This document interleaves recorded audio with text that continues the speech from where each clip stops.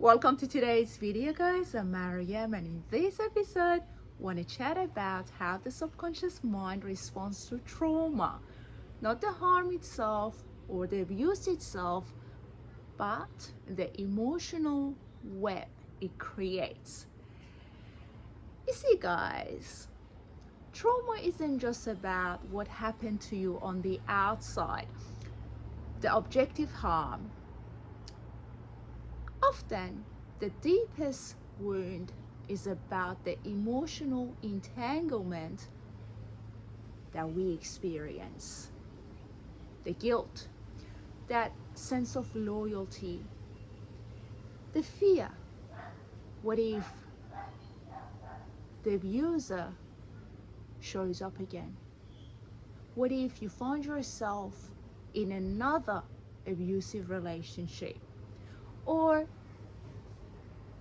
the emotional entanglement can be having your sense of identity attached to the abuser or the situation. So you see, the subconscious mind doesn't always distinguish the difference between the two.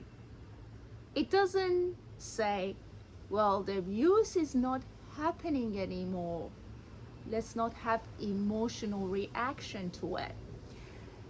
Instead, it makes that emotional entanglement the familiar. That's why we have the process called adaptation. That adaptation takes place because it's the familiar, and through it the subconscious wants to make sure that you're safe.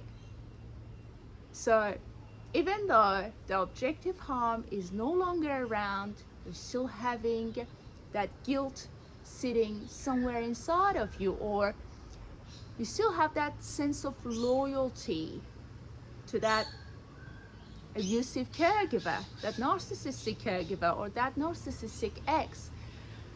Or you still are afraid that you may attract another abusive person. So you see how it works. It somehow doesn't leave us alone because the subconscious mind doesn't distinguish between the two. It doesn't say that was objective harm, it's not in place anymore. It says, look at the emotional web, and that's the emotional charge that we get to experience.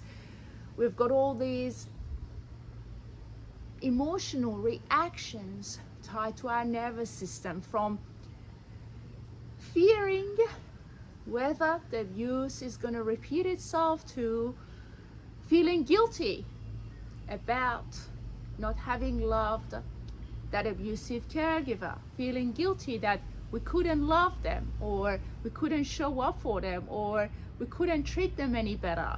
Or what if that narcissistic relationship could have resulted in something better? What if that narcissist could have changed? So you see, guys, as part of the healing work, you want to learn to discern, to distinguish between the two, that hang on a minute, the objective harm, the abuse itself, is no longer here.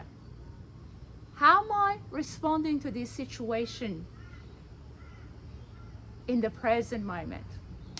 Hopefully you guys find this video helpful. Take a moment to honor your journey, to honor your soul, to honor who you truly are. Keep shining your light. Look after your precious soul. Have a great day, and I'll talk to you soon.